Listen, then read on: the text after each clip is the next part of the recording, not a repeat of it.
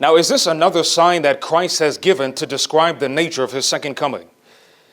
All right, now let's turn our Bibles back to the book of Matthew. Let's turn our Bibles back to the book of Matthew, chapter 24.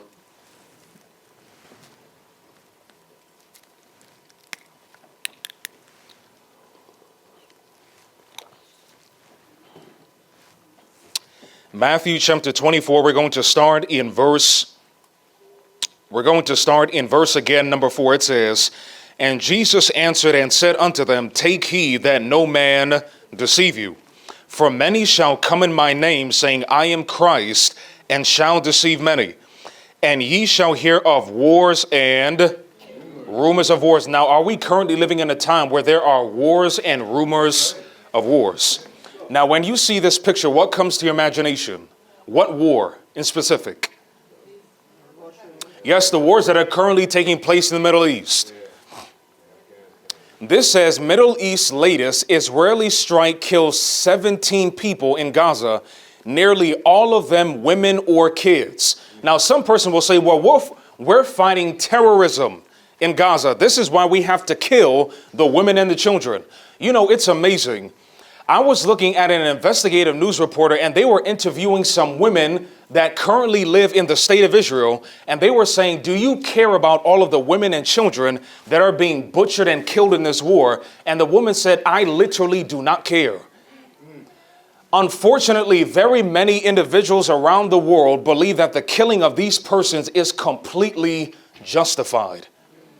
And then very many evangelicals in the United States have the audacity to say that this genocide is a fulfillment of Bible prophecy. This is the height of insanity. Notice this. This says,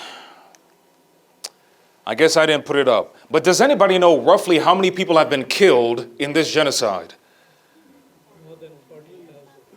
At this point, it's almost nearly reaching numbers of 50,000.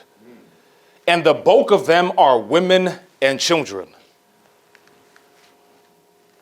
All right, this says Syrian rebels topple Assad, who flees to Russia in mid-east shakeup. So again, now did anybody know that the Syrian government was overthrown? Did anybody know that? Unfortunately, we as the United States, via means of the CIA, we have overthrown another government. And again, we will say that we're doing all of this for the sake of freedom and democracy.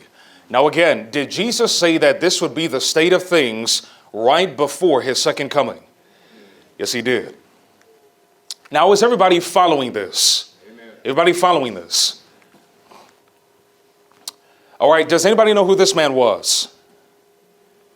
Now, again, all of this is taking place, unfortunately, in the year of 2025. Now, this is a man by the name of Albert Pike. He was a very high-ranking 33rd degree Freemason. Now, does everybody see what he has on his chest? Now, again, what we're about to read from this man is not a conspiracy theory. You can literally go on Google and type up all of this man's information. This says the Third World War must be fomented by taking advantage of the differences caused by the agentur of the Illuminati between the political Zionists and the leaders of the Islamic world. Now, is this currently taking place? Amen. Now, does anybody know when this quotation was written? This quotation was written in the 1870s. The question is, how in the world did Albert Pike know what was going to be taking place in 2025? I wonder if all of these things that are happening have been strategically planned. Now, again, what was the very first thing that Jesus warned against as it related to his second coming? Deception. Deception.